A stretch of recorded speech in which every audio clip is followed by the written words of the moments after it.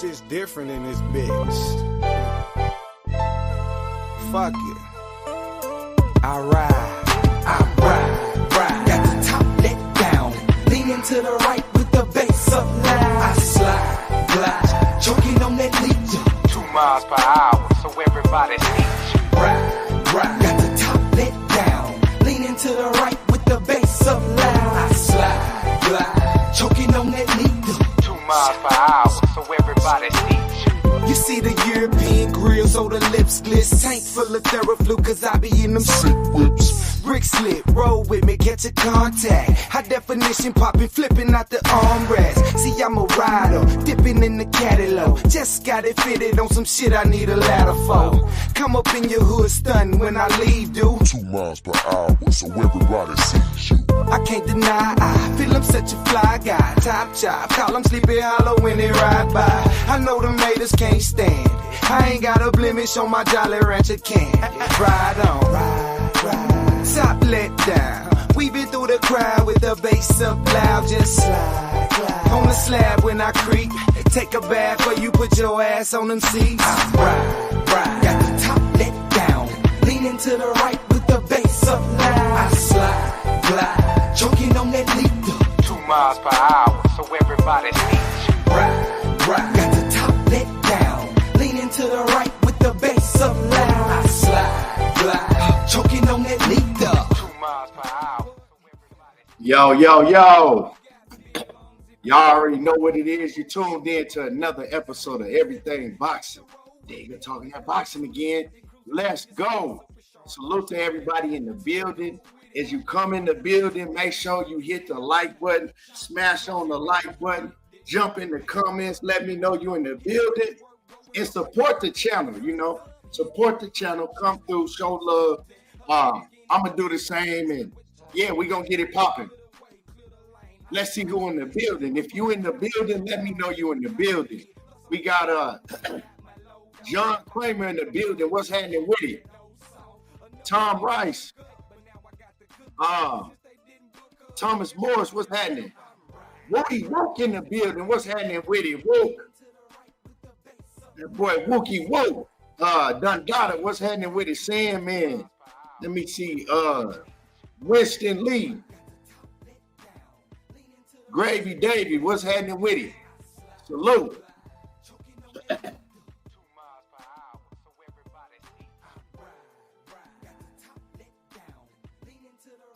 Dundada. We're going to get into that. We're going to get into all of that, man. I rewatched the fight last night.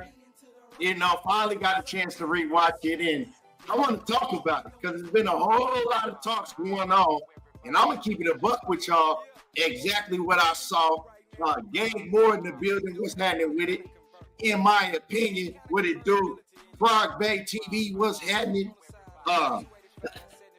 Man, my voice, I'm still trying to get my voice back from all the hollering I was doing, during the fight.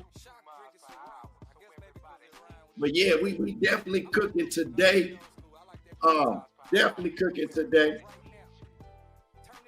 Can't wait to get in, and get this, get it in.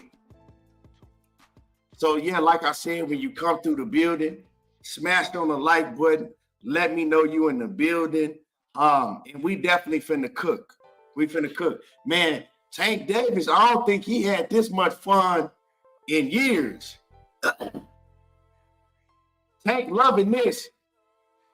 Let me turn the music down.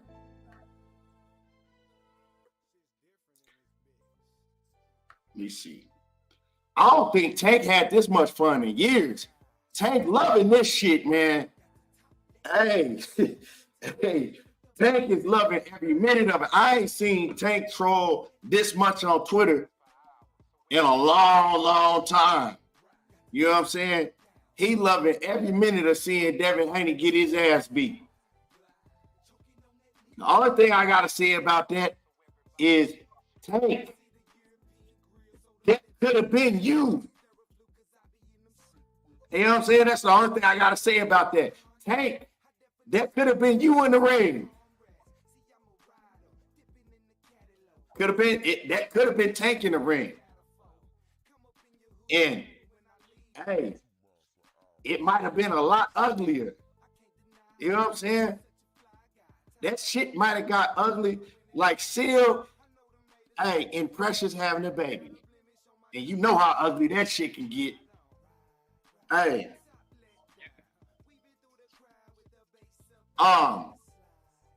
Thomas Morris in the super chat coming through, showing love right off the rip. Let me see. Thomas Morris says, interestingly, unbiased boxing talk, great content, champ. I appreciate you, man. I appreciate you coming through, showing love too.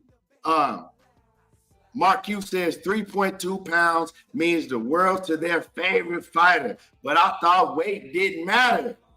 Man, is we gonna get into it today? Oh yeah, we gonna get into it. Light skin business, what's happening with it? Devin, what it do? I might piss a lot of people off today. Stay tuned. A lot of y'all might get real pissed off. The ones in the background. But I'm gonna keep it a buck. So yeah, I always like to rewatch fights. I always love to rewatch fights. Because rewatching fights is where you can really, really, sit back and analyze what's really going on. You get to see things that you might have missed in the first time you watched it, because the first time you watch a fight, you kind of, you offer adrenaline. You offer adrenaline, you're hard pumping fast, you don't know what's happening. And so I always urge people to go and rewatch the fight. Bruce Gatz, the OG in the building. What it do? What I think of the judge that had it a draw. I think that, well, we're going to get into that too. We going to cover all of that. I'm just waiting for a few more people to get in the building, and we definitely going to cook. Mill City Boxing, what's happening with it? Mill City, one of the best doing this thing, man. Mill be having it popping for sure. Two-Tone. Hey, Two-Tone that pissed everybody off. He got Clarissa Shields on there cussing his ass out. He had Shakur wanting to fight him. Shit, I ain't been on there really, I ain't really been on there like that. He probably got the Haneys wanting to fight him now. Hey, what's happening with it, Two-Tone? David Israel, what's happening with it? Yeah, so Dank Father then came through. Dank Father, one of the biggest Devin Haney fans, right? Told me that Devin was the best thing since Jesus Christ. Since Jesus Christ. We gonna talk about it though, Dank Father. Man, I'm on here. My voice gone, but we still on this thing. He said, salute Devin weathered the storm after the first, coasted to the 7th, and fell asleep behind him. We're going to talk about what really happened, though. We going to talk about what really happened. So, yeah, stay in here. Man, but while y'all in here, I got a public service announcement for everybody. I got a public service announcement for everybody in the building right now. Everybody in the building. If y'all didn't know, wait till you hear this right here. Check this out. I got y'all right now. Hold on. Devin is the most. Hold on. The most dangerous fighter in boxing.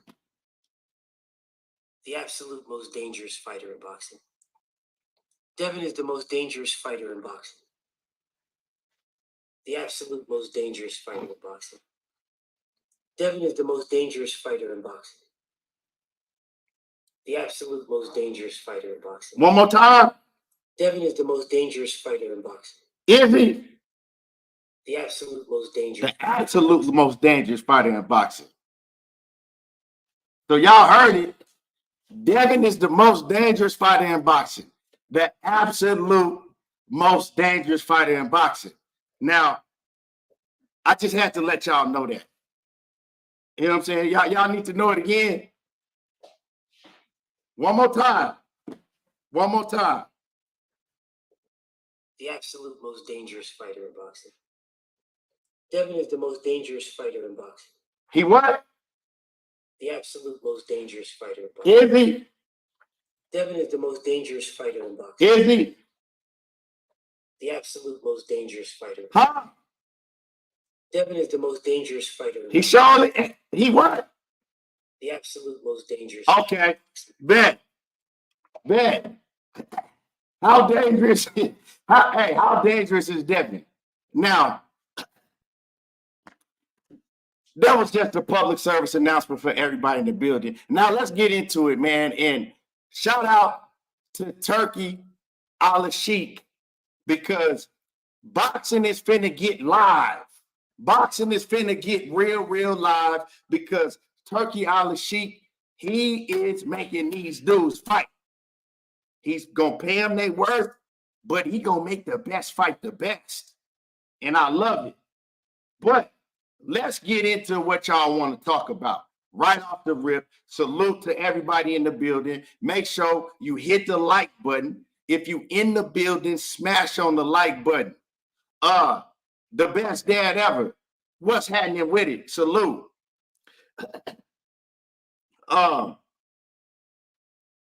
Let's talk about it, right? I rewatched the fight last night. Like I said, smash on my like button. Subscribe to the channel if you ain't already subbed. But I rewatched the fight last night, right? I always go back and rewatch fights. And of course, we all saw right off the rip, John Kramer, what did it do? What did it do? We all saw right off the rip that as soon as the fight started, when Ryan decided to go forward, bam, Ryan caught Devin early, right? Devin was able to hold on. Devin, hold on. Weather the storm, and he survived, right? Come the second round, Ryan Garcia is gassed out. He pretty much let Devin get back in the fight. He let Devin get comfortable, right? Now, Devin is starting to get comfortable in the second round, because now he's noticing, well, Ryan ain't throwing no punches. So I got Ryan on the back foot, right? I got Ryan on the back foot. He ain't throwing no punches. Devin get a little comfortable in the second round. Third round come, Ryan is still he really ain't engaging. Got Ryan on the back foot. Now Devin getting more comfortable. Now you see Devin trying to throw them power shots, them overhands, and you know, Ryan is still kind of, you know, keeping his hands in his pockets. At this point in time, when I first saw it, I'm thinking, has Ryan gassed out already? Because this nigga looking like AB. This nigga looking like Adrian Bronner right now. He ain't throwing no punches. When he do throw, he just trying to connect a big left hook, and then he might not throw for a whole nother minute. Motherfucker, what is Ryan doing? He pulling the AB right now. He gassed out. Then the third round, the fourth round. Then the fifth round come, and here come Ryan. He catch Devin. He catch Devin with some shit in the fifth round and let Devin feel him. Like, okay, yeah, I ain't dead yet. I'm still here. Don't forget I got this power. Devin got to retreating. Then Ryan kind of like, you know, he stepped up. He took his foot off the gas. Sixth round come. Ryan got on that gas. You know what I'm saying? Ryan on his ass. Devin trying to retreat. Devin defense is all leaky, leaving this shit wide open. Seventh round, Ryan come out and destroy his ass. Now, I'm going to get to the point, right? Because we all know what happened in the fight. But what I noticed is that Ryan was able to do whatever he wanted to Devin. whenever he decided to engage. Whenever Ryan Garcia decided to engage, right, and unleash his shit on Devin, he was doing whatever he wanted. Devin had no answer. His defense looked amateurish at best. And I said, damn. Anytime Ryan decided that he wanted to blitz Devin, Devin didn't have no fucking answer at all. He was scared. He was trying to run. He was trying to hold on the back foot. And I've seen people holding, right? But the type of holding that Devin do, he do a whole different type of holding. Because most of the time when you see a fighter wrap you up, you know what I'm saying? They'll wrap you up and bear hug you and hold. Devin was holding Ryan, and he was doing a full squat and squatting all the way down to Ryan's waist. You know what I'm saying? Like, I'm like, I ain't never seen a nigga hold and then squat all the way down and hold on at the same time. Now, the crazy part about it is Devin continued to hold like that. Right? And then the first warning that anybody gets for holding, the referee, Harvey Dock, warns Ryan Garcia when Devin was holding.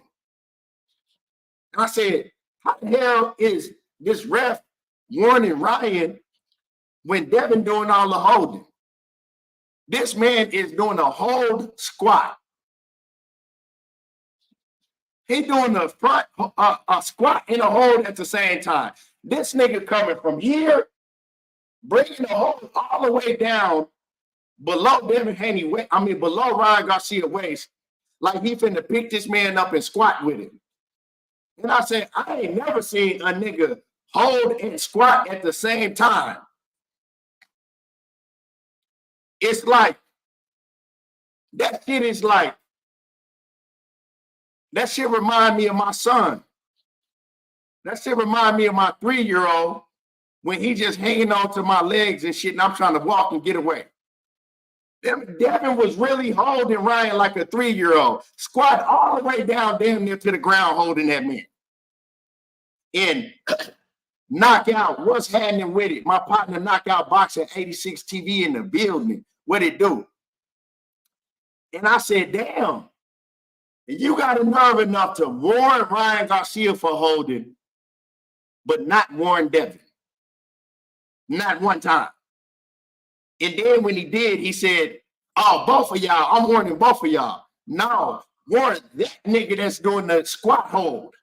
That's a squat hold. So, like I said, the point that they took away from Ryan for hitting on the break, Ryan hit the nigga out of frustration.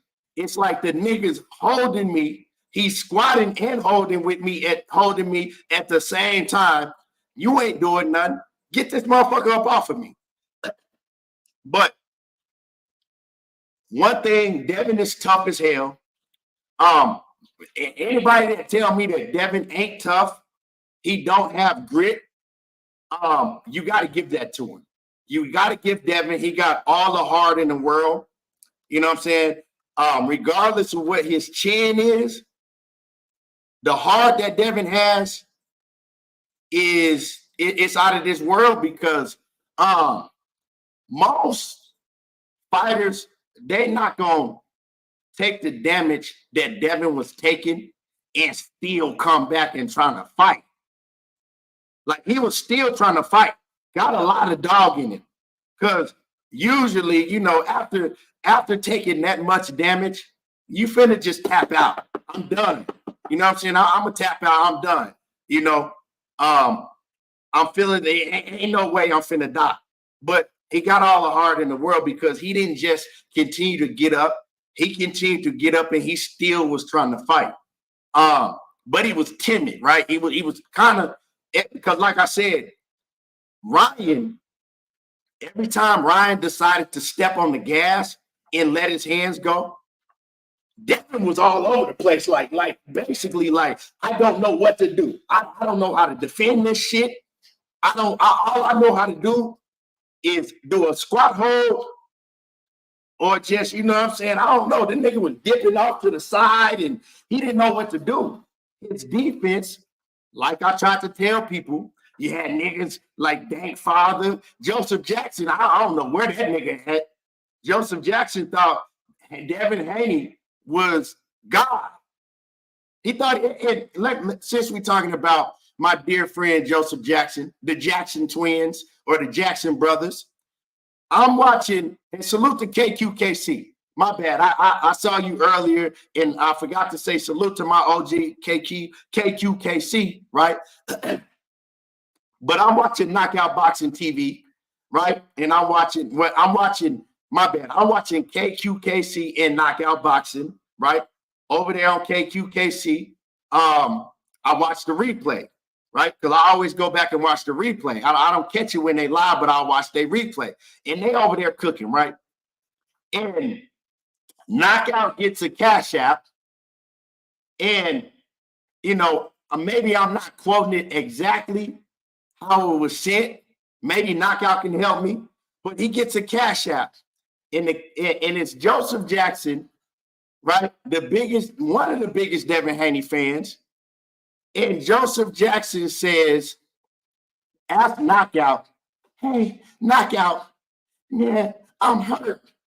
Whenever Errol Spence lost, how were you able to cope with it?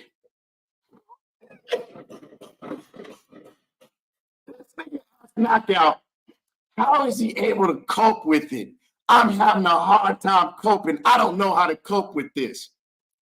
Now, I said, hold on. Did this nigga just ask how did Knockout cope with Errol Spence losing? And Knockout was like, I cope with it.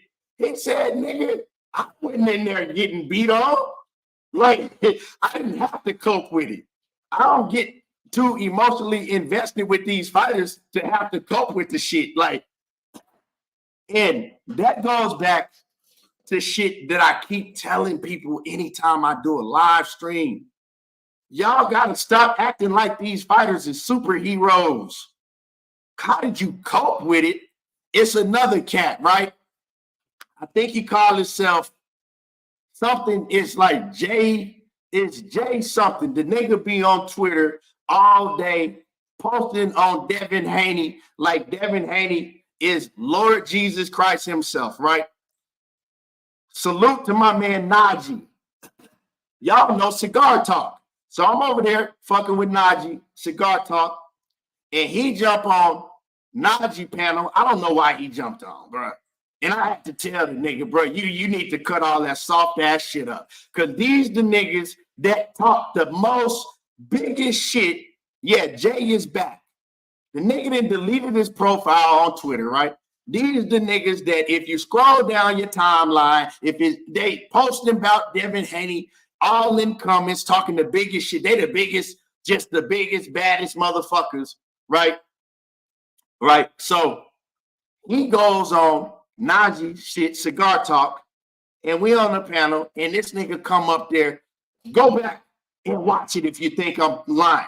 And everybody needs to be subscribed to Najee Cigar Talk because he changing the game also, you know. And he says, man, I'm just hurt about this shit, man. I don't know, man. I'm hurt, man. Man, I'm having a rough time dealing with this, man. Man, I don't know, man. I'm just trying to deal with it the best way I can, man. I don't know how to deal with this. And I don't know. I'm just saying, man, if you don't shut that fucking soft ass shit up, you niggas is crying over another motherfucking man losing a boxing match. Losing the motherfucking boxing match. And they're getting paid millions of dollars. And you got these motherfucking, you know what these niggas act like to me? A lot of you niggas act like, you know, I don't know now if they got like teenage boy band groups and shit. I don't know if they still got boy band groups. Maybe they, I don't know, do they? dude, I don't really, I don't really know because I got teenage daughters, but I don't really hear them talking. But back when I was growing up, right, girls were obsessed with like teenage boy bands. Like, I remember when I was little, it was New Kids on the Block and what was the Backstreet Boys and shit like that, right? The boy bands. These niggas act like teenage girls obsessed with boy bands and shit. These niggas is crying. We got grown men crying over an athlete losing a boxing match, talking about how do you cope with this? Like, man, when Errol Spence, I'm an Errol Spence fan, right? Everybody have fighters that they fans of more than other fighters. That's just natural, right? But when Errol Spence lost, I didn't have to cope with a motherfucking thing. I looked at that shit and I said, man, I'm glad that ain't me in there getting beat down like that, to be fucking real with you. And I clapped for Bud Crawford for putting on a great performance. That's what happened when you're a boxing fan. You know what I'm saying? Like that shit cope. Nigga, this is the fucking real world. Like, this is the real world. Shit much rougher in real life I didn't been through that I didn't have to cope with. Like, have you niggas never been through anything? And like, we talking about how do you cope with another fighter losing? Hey, come on, man.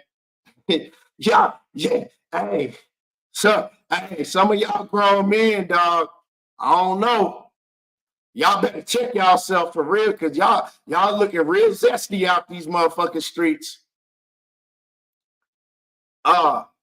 Knockout say he say Errol lost, bro, and I swear to God, I took the wife for drinks and had a great time. Now, Gina's right here working.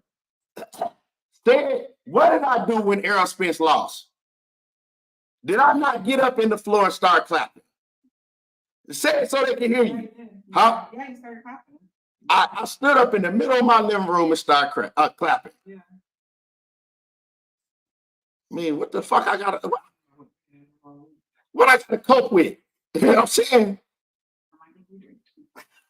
Yeah, we did. Yeah. I clapped for him and we got to drinking. Now, I always tell people, if I got a lot of money on the line, Deontay Wilder, yeah. Now I might have to cope with some shit because, when you got your bread on the line, that's some shit you have to cope with. Ask me if I lose a lot of money, how do I cope with that? You know what I'm saying? But I'm not gonna cope.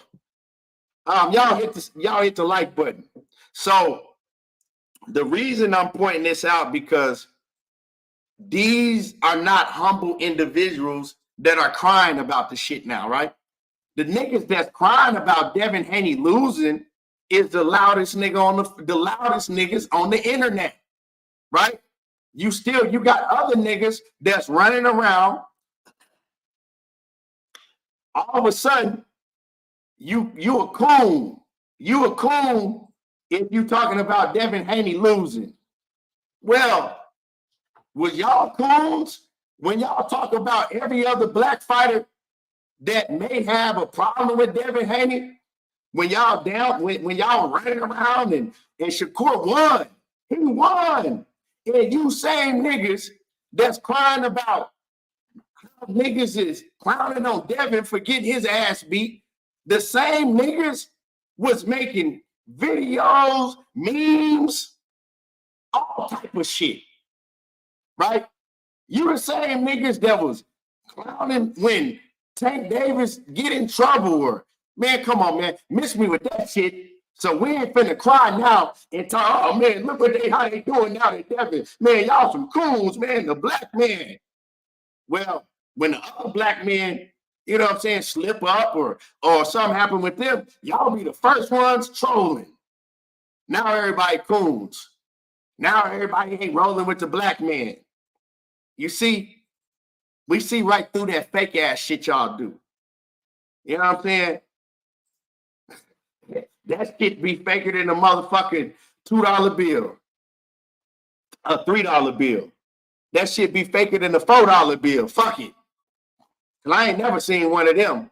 Nah, man, you know what I'm saying? These coon ass niggas, they ain't shit. These coons and well, come on, let's roll the tape back and let's see how much of a coon y'all is if that's the definition of a coon. You know what I'm saying? So now these niggas want to cry, get emotional, and play the victim role. And so, like, one thing about Devin, he got hard. And we're going to get back into it, but I just want to address a lot of the bullshit that's going on. Another thing, and y'all smash the like button. Y'all smash on the like button. Another thing, right, is getting back to the fight is honestly, right, Devin had no answer for Ryan Garcia. The only reason Devin had the success that he had, when I went back and rewatched the fight and really analyzed the fight, because a lot of people saying, well, Devin fought the wrong fight.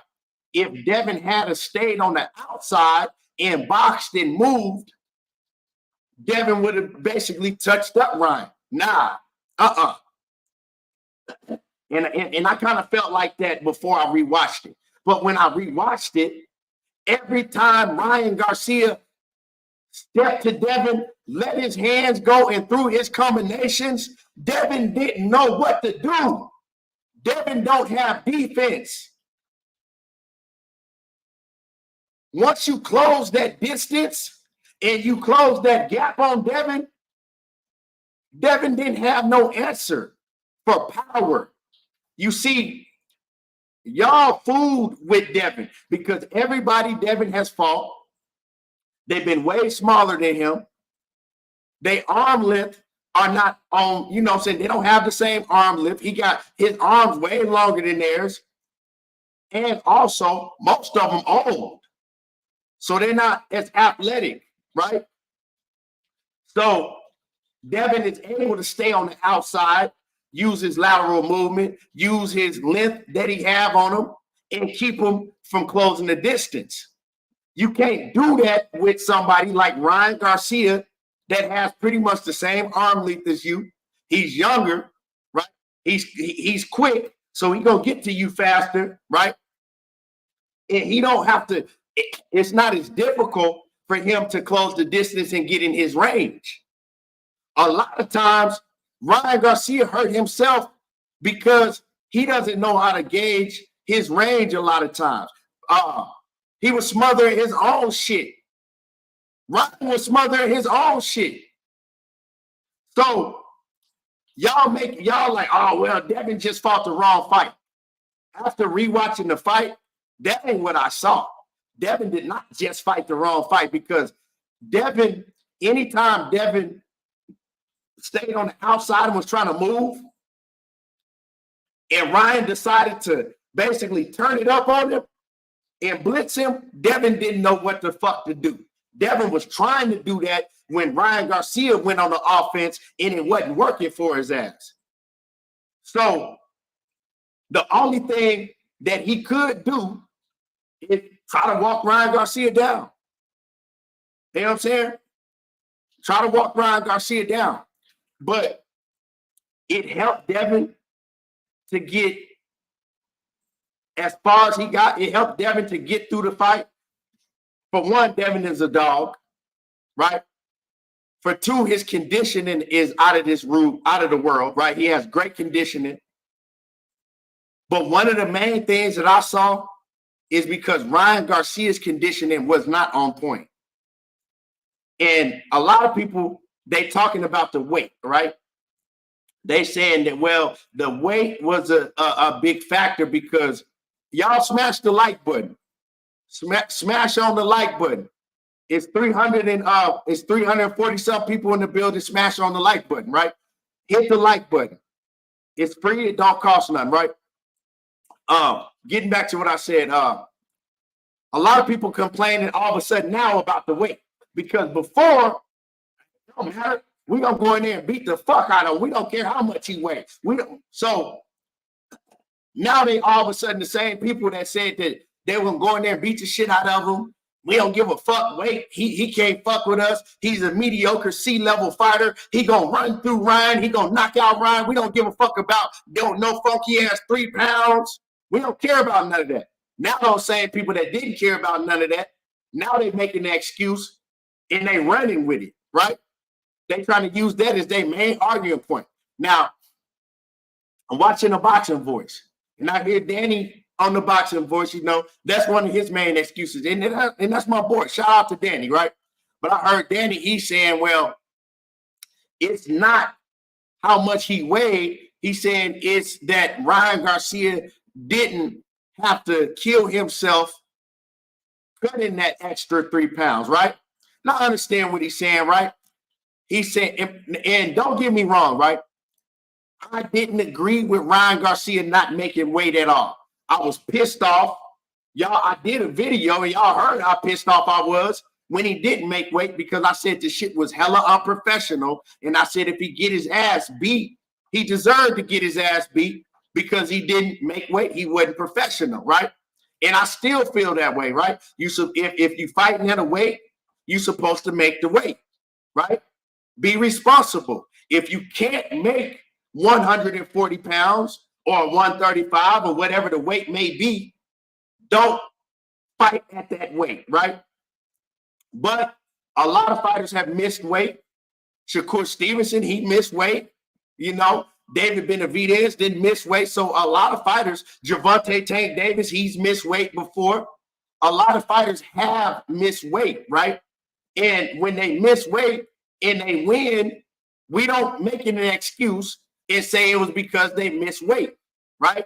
When Tank Davis missed weight and he went out there and did what he did, we didn't say it was because Tank missed weight. When Shakur missed weight and beat Robinson Conceição, beat his ass, we didn't say, well, it was because Shakur missed weight.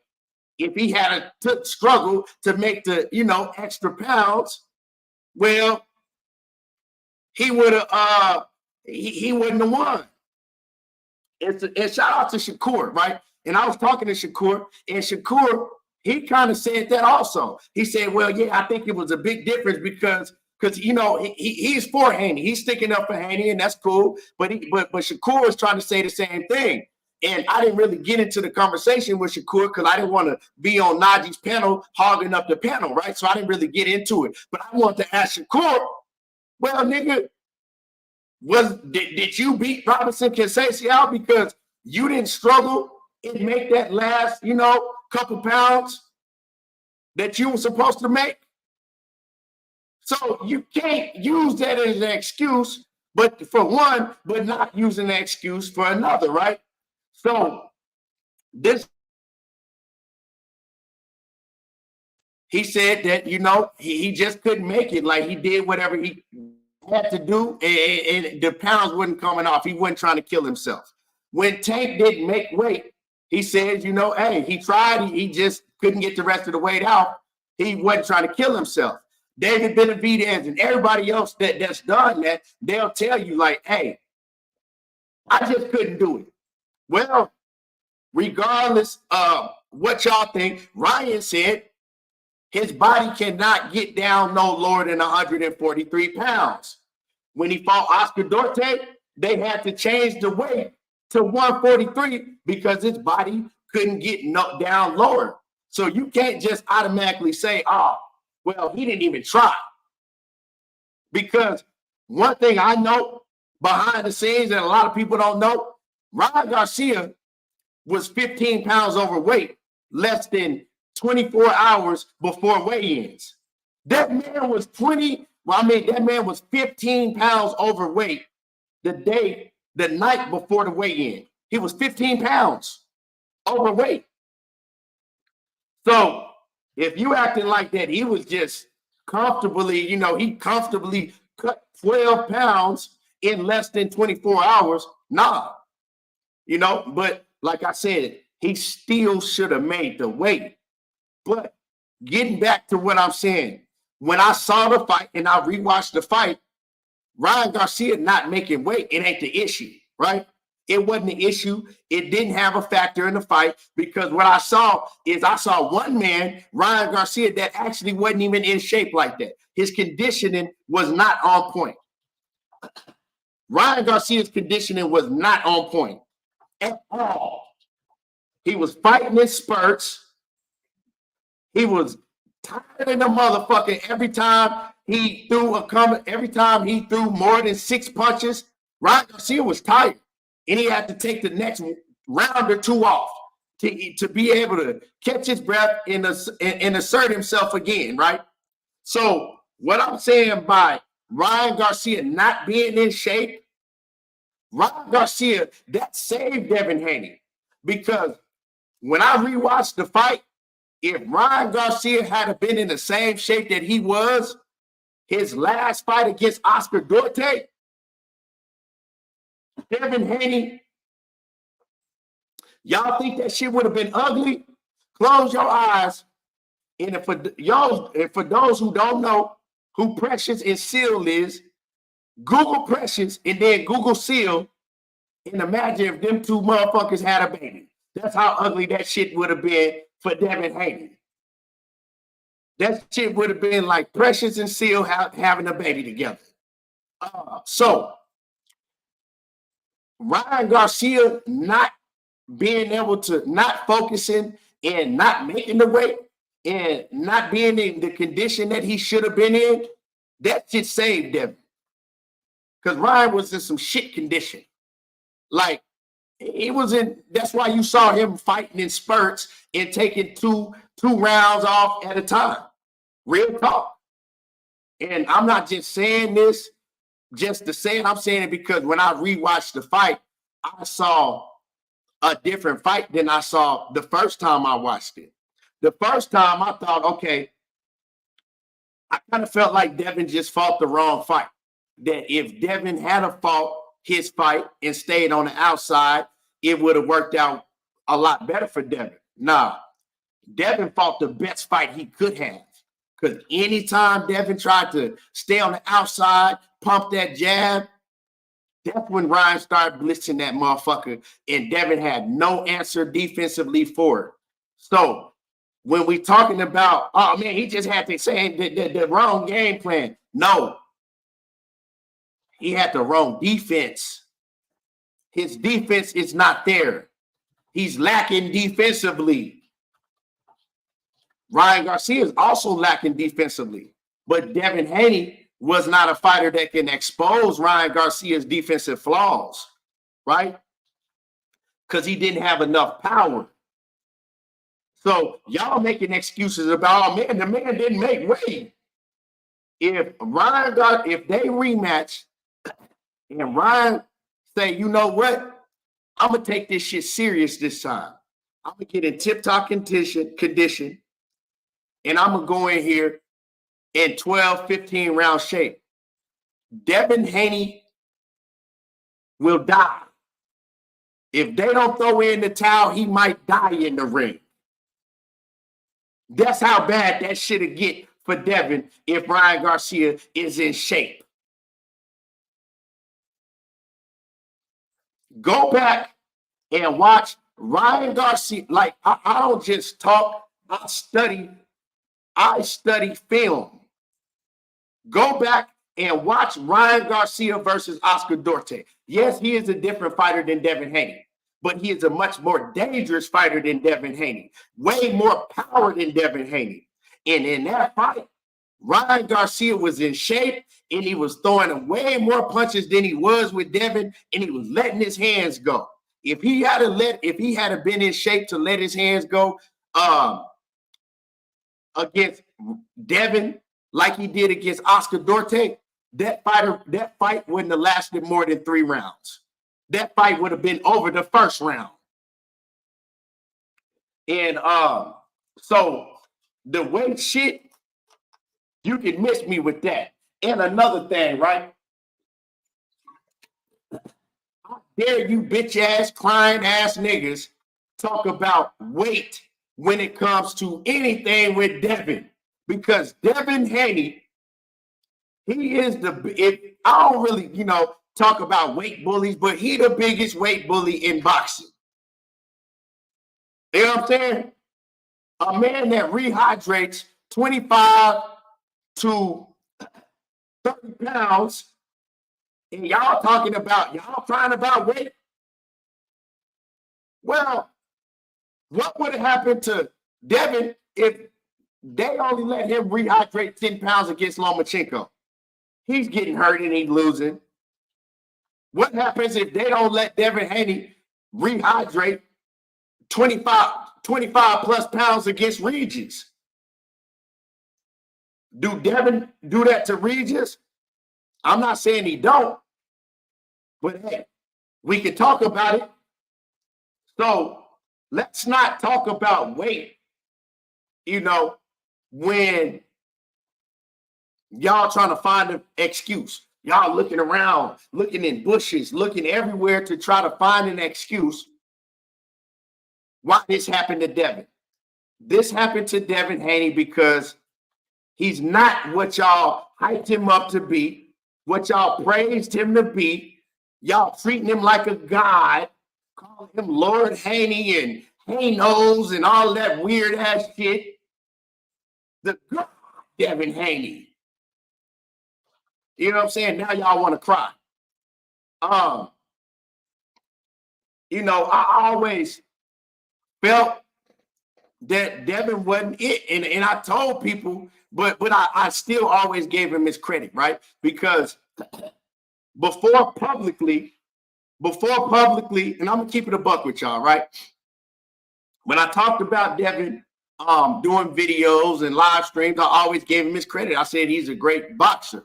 But deep down inside, when I would talk about Devin behind the scenes, I always said, and Money Brown to tell you, I always said Devin is going to get exposed at 140 pounds because he don't have nowhere to hide in that weight division. You know what I'm saying? I said it's a lot of dogs at 140, and it's a lot of niggas. It's a lot of fighters, my bad. It's a lot of fighters at 140 pounds that can beat Devin. And I deep down felt that way, but I didn't come out with that publicly because I don't want to sound like I'm knocking somebody, right? When they only, when they only moving up in the sport, right?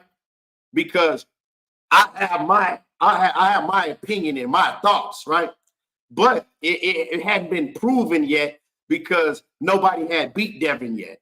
Right? You feel me? It had been proven. Nobody had beat him yet. So, I don't really like doing that. Unless you just some trash and we can all see it, right? But the fact that everybody that he fought before he got to Ryan Garcia, he was way bigger than them. You know what I'm saying? Way bigger than them. He was a lot younger than them. And there was mostly just mismatches. You know what I'm saying? They were just mostly mismatches. And the fans, this is what I continue to tell people, right? The fans can't fight for you. All of that hype and the fans trying to build you up to be something that you're not, it's gonna come a time and day in the ring where you gotta prove that shit. All these fans jumping in the comments, most of them, I'm sorry, but I'm not sorry. Most of them don't know shit about boxing. They just, blind because they complete fanatics. Devin this and he gonna do that. Ain't nobody doing this and he gonna knock out this and he gonna do that. A lot of these fighters, you gonna get exposed because these fans, these people that's around you, making you feel invincible, they can't fight for you. That's why I always tell people, man, okay, that's cool, you talking all that shit, but you ain't getting in the ring fight for him. That's why I always say that shit. You talking all that big shit, but you not getting in the ring fighting for him. And I knew it would come. And I told everybody, I said, this fight is a 50-50 fight. Oh, man, it ain't 50-50. You tripping. Devin gonna do this. I said, nah, y'all tripping on Ryan. Ryan ain't the same type of fighter as Regis program. Styles make fights. Ryan Garcia is dangerous. He ain't no fighter that you can stand in the motherfucking kitchen and hit. He ain't no fighter you can stand in the kitchen and jab him, you know what I'm saying, while he in the living room. Because that's what Devin is used to doing. Devin used to standing in the kitchen and jabbing niggas that's in the living room. You know what I'm saying? You can't do that with Ryan because he can do the same shit to you. Y'all the same age. And the rematch, y'all talking about a rematch. We'll talk about it. But my man, Daquan Houston, what's happening with his salute? He says, Dev needs to stay away from any of these fighters who have good power. I'll favor him over Cruz. I'll favor him over Cruz. But before he fights Isaac Pitbull Cruz, I would say he got to fight somebody like Sandor Martin, you know, get his confidence back and then fight a Pitbull Cruz. And I think that Devin is skillful enough to evade Pitbull Cruz for 12 rounds. Pitbull Cruz is very, very basic.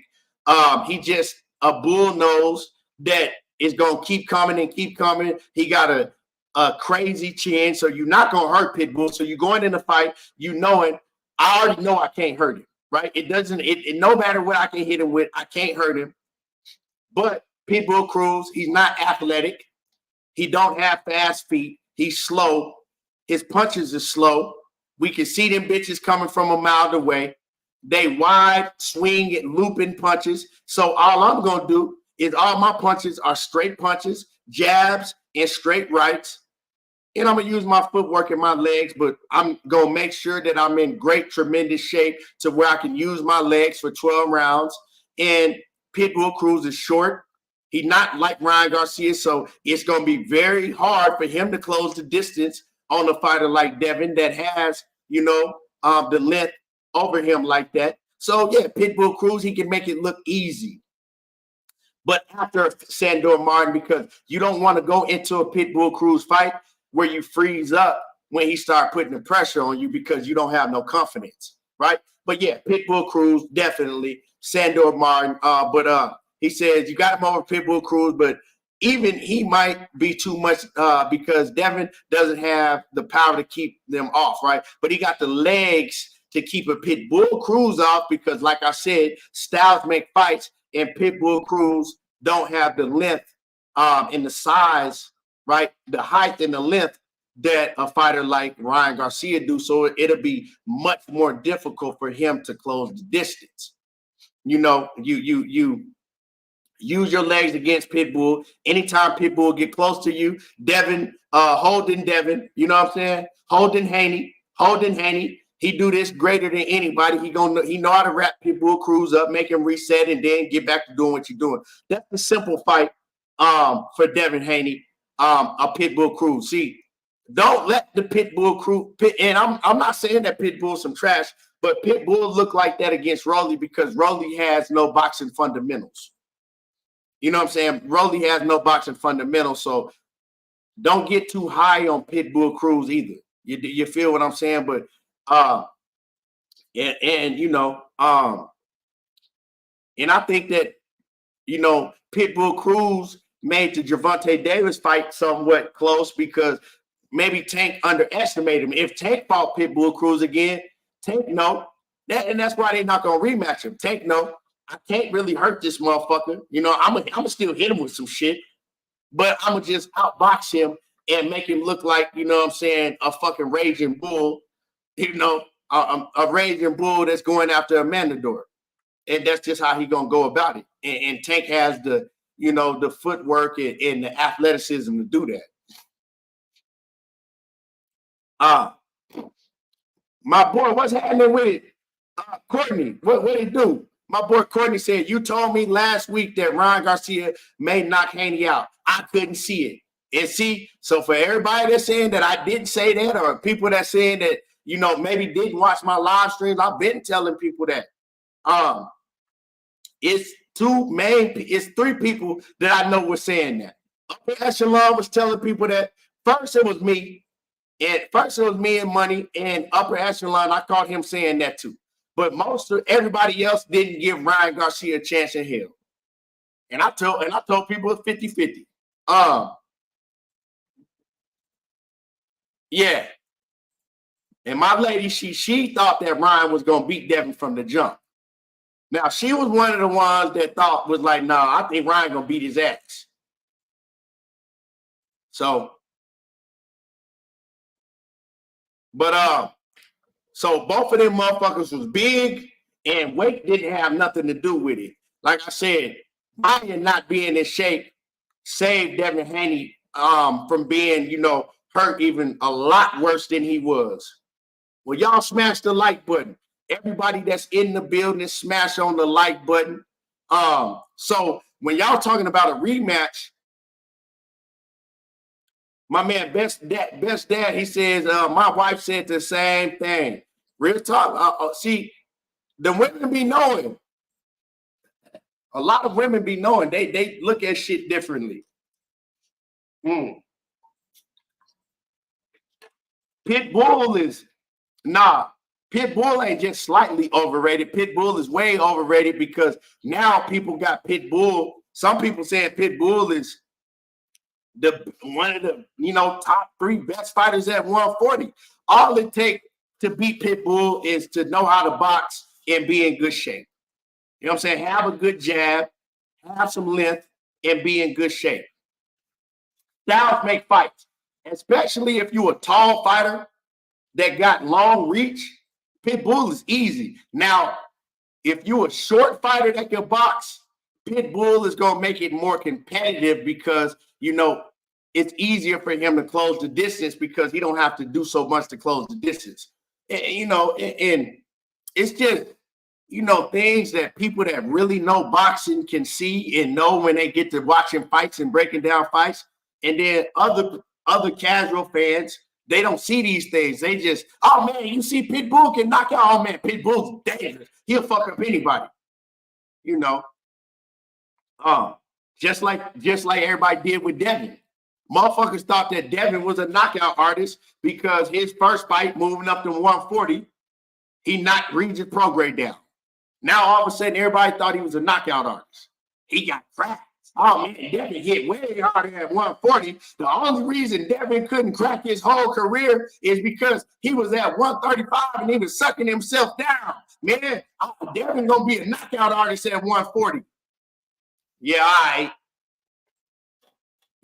Yeah, all right.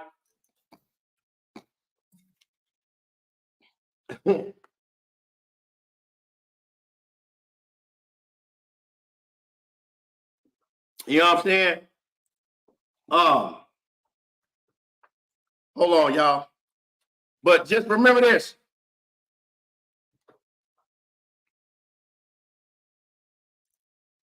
Before y'all do anything, remember this. The absolute most dangerous fighter in boxing. Devin is what? Devin is the most dangerous fighter in boxing. He what? The absolute most dangerous fighter in boxing. Is Devin? Devin is the most dangerous fighter in boxing. One more time. The absolute most dangerous fighter in boxing. Devin is the most dangerous fighter in boxing. Devin is who?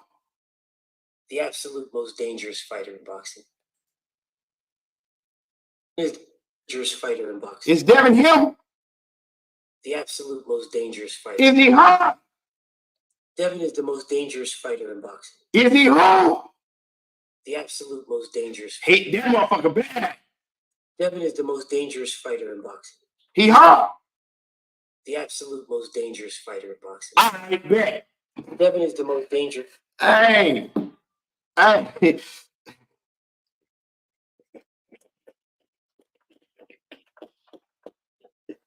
Oh, shit. Is Devin still the most dangerous, the most absolute dangerous fighter in boxing? Is he? Is he?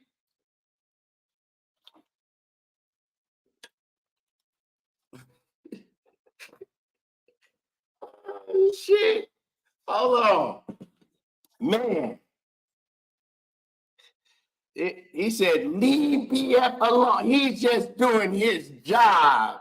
Nigga, if you don't get that soft ass shit out of here, nigga, talking about leave. Nigga, if you don't, come on now, dog. These niggas is the loudest motherfuckers on all of YouTube. Talking about leave him alone. Man, come on now, man. Hey, the loudest niggas on YouTube and y'all crying, talking about leave him alone. They doing they doing their job. They're doing their job.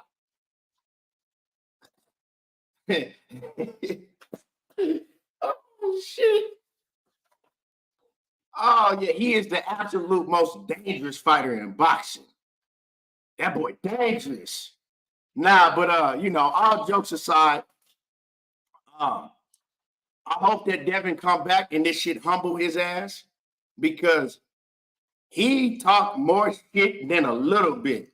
See, Devin is always on Twitter, always calling other fighters bums. You know what I'm saying? He the king of calling other fighters bums and ain't shit. Now I'm not gonna call him a bum. I'm not gonna call him ain't shit. And I gave Devin his credit for being a very tough fighter. But he is a fighter that has he's gifted. He have a lot of athletic ability, but he have a lot of holes in his defense. And I told people this. I've argued with people about Devin Haney's defense. When people told me that Devin got better defense than Shakur, I then told people they don't know shit about boxing. And you know, he needs to get with somebody that can, you know, help him work on his defensive flaws. That's the biggest thing about Devin is his defensive flaws. You know, a lot of people say that Devin is never going to be the same fighter again. This is what I say about Devin. This is what I say about that, right? I agree to a large extent that Devin is never going to be the same fighter as far as his confidence, right? Because if you put Devin in the ring with a fighter that he know can crack, he's always going to be he's going to fight tentative, right? He's always going to be afraid of that power, because now he didn't only just feel it once. He felt that shit repeatedly over 12 rounds. He found himself, you know, not knowing, like, man, do I even want to continue? Like, I ain't never felt no shit like this, and it was happening over and over. Devin Haney got knocked down 6 times. They only counted 3 of them, but 3 of them they didn't count, and them shits was fucking clear knockdowns. When you are hurt and you are holding on to somebody's motherfucking knees because you can't stand up, that's a knockdown. That's a motherfucking knockdown, dog. I don't care where you at. If I gotta hold on to your motherfucking kneecaps to keep me up off the ground, and then when they move back and I fall to the floor, that's a knockdown. So Devin, he got knocked down 6 times. They only counted 3 of them joints.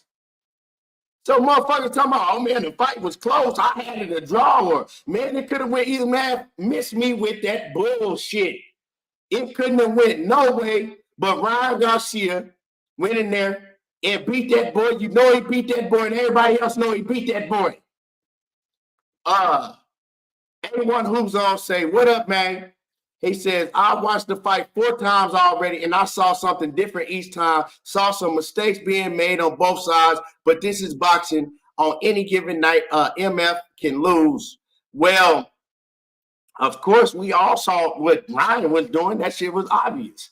But what I saw, once again, go back and watch the fight for a 5th time, and what you're going to see, and what everybody is going to see, is anytime Ryan Garcia decided to let his hands go and go after Devin and throw combinations, Devin didn't have no answer. He didn't know what the F to do. He didn't know what the hell to do. He was lost. He was lost like a little boy on the island. So You know, you might need to go back and watch it again because I mean, ain't nobody questioning did Ryan Garcia have any flaws. You know what I'm saying? We seen that man doing the motherfucking the egg roll. We seen that man doing the, you know what I'm saying? We seen all of that shit. We know the flaws that Ryan has. We saw, like I said earlier, I saw Ryan Garcia smothering his own punches. I saw Ryan Garcia not gauging his range and distance correctly, giving Devin a chance to grab him and hold him all the time, right? Instead of, you know, and instead of what Ryan should have been doing when he had Devin hurt, what he should have been doing is he should have been feigning, he should have been feigning Devin Haney, right? Making Devin Haney react, and when Devin Haney go to hold him, he gotta slide back, right? He gotta slide back or use an angle, and then you throw the hook or you throw the jab or you throw, you know what I'm saying? But he was just coming in smothering his own shit, and that's something that him and Derek they need to work on, you know. But another thing about Ryan is very hard-headed. I saw Derek James, I can't remember, it was later in the rounds. Derek James was like, sit the F down, and you need to do this, and you need to do that, and you need to do this, right? And Ryan just was like, all right, okay. Like, he was kind of like being hella combative and shit. You know how, like, when you tell your kids to do some shit and they get to trying to overtalk you, and you got to be like, man, who the hell you think you talking to? That's Ryan. Ryan still have a hard time listening and taking instructions and going about it. He's very, very, very hard-headed. So that's another flaw that Ryan have, because you need to be able to sit the fuck down and listen to your trainers, right? Listen to your trainer, focus in, but Ryan has ADHD. And I'm not trying to be funny, because I always thought, I said, Ryan has a hard time focusing. It's something wrong with Ryan, right? It's not like, you know, mentally or nothing like that, right? But I've always said that he had a hard time focusing, right? But and let me get back to my man Super Chat, right? And I thought he had ADHD, but I just didn't, you know, I didn't come out and say it because I didn't know. But I've said in my household, I'm like, I think Ryan got ADHD because I can notice that he's always very fidgety. He's like, it's hard for him to focus. And then he came out and he says, you know, I got ADHD. And now we know it's like, you know, if he's not on medication for that, it's hard for him to focus because his mind is always, you know, moving. You know what I'm saying? He's always moving, so it's hard for him to lock in on one thing. And so, you know, maybe that's why Ryan had these certain flaws that you're like, well, why is he still doing these certain things after all this time? But one thing that Ryan has corrected, if you notice, he don't fight with his chin straight up in the air like that no more. He do keep his right hand up. He keep his right hand, you know what I'm saying, up a lot. Usually what he used to do when he throw the hook, his chin be straight in the air, and he'll drop his right hand. He don't really do all that no more, you know. But so we know his flaws. And it's other fighters that are going there and pick Ryan apart. Like, Ryan is talking about moving up to 147. He's called out a lot of fighters, you know. The Jerron Ennis's, he didn't talk about moving up to 154, fighting Errol Spence, and like them dudes will kill him. Like, they'll hurt Ryan, because Ryan fighting a fighter like that, they're gonna walk through him. They're gonna walk through him. And I know that, right? And he's trolling. He ain't serious when like, ain't no way he's serious about some of the stuff that he be saying, right? I don't even pay that shit no attention, right? And his handlers, you got to understand, Ryan is a boss, but he don't run his own career.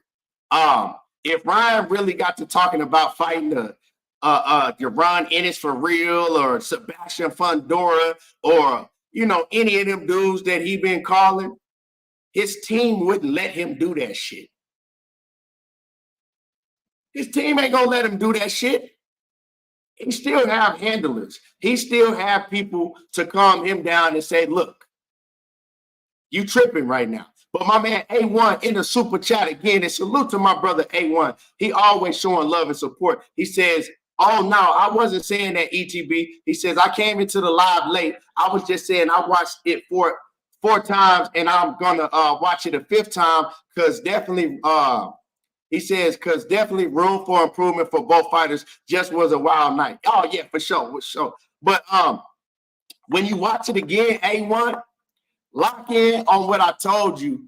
I guarantee you're going to see anytime Ryan decided, okay, well, fuck it. You know what I'm saying? I'm going to just go after Devin. Devin had no answer. He had no answer at all. And the referee was horrible. I usually like Harvey Doc. But we know what Harvey Doc's job was that night. You know what I'm saying? We know that he had specific instructions from Haney's camp. You know what I'm saying? And they let him know, hey, if Ryan get in any type of danger, this is what you need to do. And Harvey Doc made it obvious. You know what I'm saying? Y'all don't think these referees are compromised? Just like the judges be compromised, these refs be compromised. Because if it wasn't for Harvey Doc, Devin wouldn't have made it 12 rounds. Devin would not have made it 12 rounds if it wasn't for Harvey Doc. But the reason I'm glad that Ryan Garcia won is because, for one, all of these niggas that think they boxing experts that be going around trolling you about Devin every day, all day, nonstop. Now what they all got to say? They all crying and making excuses. Also, for all of these, the boxing media, all of these, big boxing media channels, they was shitting on Ryan. And I didn't like that, right? Because was Ryan trolling? Yeah, he was trolling. To me, you should have been able to see that a lot. He was just trolling a lot of the things that he was doing. Ryan told people on several occasions, ain't nothing wrong with me. Like, y'all, this is the internet. Y'all believe everything y'all see. He told y'all that, and these boxing media heads, they were still running around talking about, oh man, he's lost his mind. He's trolling, but they wasn't focusing on the real shit he was talking about. That was my problem. Yeah, y'all want to talk about everything else, but y'all didn't want to give him no credit for exposing the shit he was talking about when he was talking about serious issues, right? Exposing these sick people in this world that be doing all this shit to these kids and trying to cover it up, right? Exposing what's going on behind the scenes with these billionaires, right? And everybody covering it up. But y'all want to focus on, oh man, he on the internet acting crazy and he drinking and okay. But are y'all gonna focus on the serious issues that because nobody want to talk about none of that stuff. Nobody wanted to talk about none of this real shit that he was talking about. And that's where I had a problem at. And then because he was talking about real shit, oh man, I hope Ryan get his ass knocked out. Wow.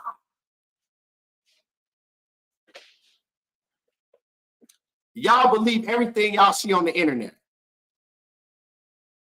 Y'all the dumb ones for believing everything y'all see on the internet. Why do y'all believe everything you see on the internet? You see people flogging every day on the internet. Y'all see people flogging every day on the internet. The internet ain't real. It's just a few people on the internet that's real. You know what I'm saying? The internet ain't real. And it's a very few people on the internet that's really real. Remember that. So all of a sudden, Ryan was crazy and then lost his mind. But y'all never thought to ask yourself, well, how come Ryan wasn't crazy his last fight against Oscar Duarte? Why he wasn't crazy when he fought Tank? Why he wasn't crazy when he fought all these other fights, but now all of a sudden, Ryan just then lost his fucking mind and needs to be in the straitjacket in the mental asylum. It's called promotion. That's how he chose to promote the fight. Now, was he focusing on too much on acting a fool and promoting? I think so, because it showed in his conditioning. He did too much focusing on dumb shit, but he lucked out because he was able to go in the ring with a fighter that the whole world hyped up and made him something that he wasn't, overlooked his flaws because nobody talked about Devin's flaws. I think I was the only one that told y'all that Devin Haney got a lot of flaws in his defense. Everybody else overlooked it. Thanos and Lord Devin Haney, top pound for pound. Motherfuckers was talking about Devin moving up to 147 and beating Boots. I heard several people say, man, we think he could beat Boots, man. I'm just saying, man, he got a big chance. He got a good chance to beat Boots.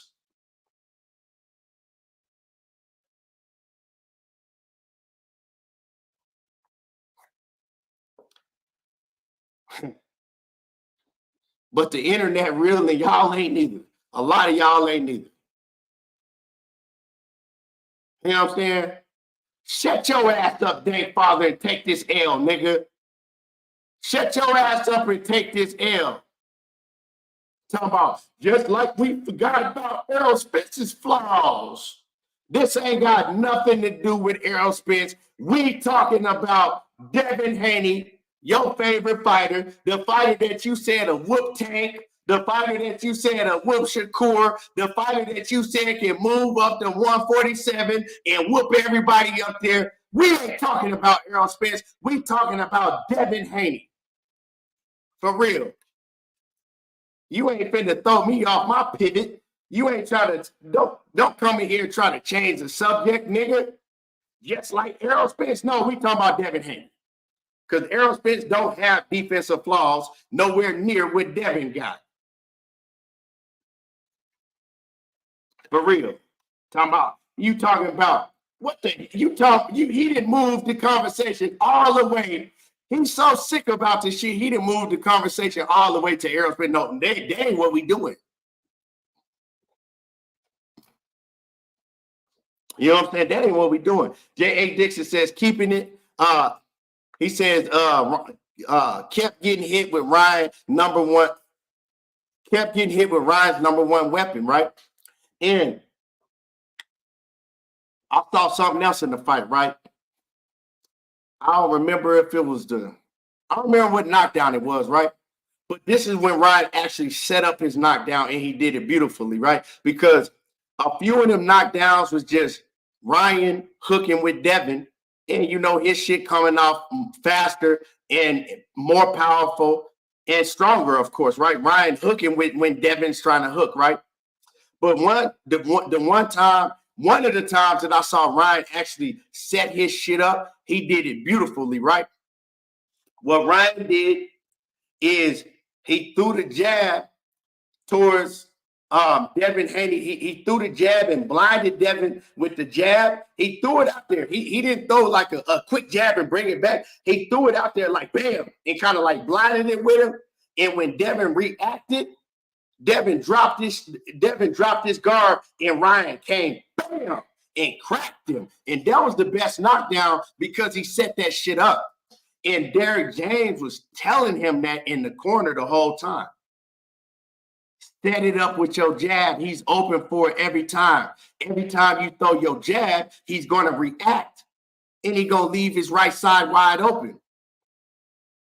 You know what I'm saying? Every time you throw your jab, he's going to react, and he leave his right side wide open. Set it up. And he kept stressing that to Ryan, but Ryan wasn't listening because he's hard-headed. But when Ryan did it, man, he set that shit up, and that shit was beautiful. You know what I'm saying?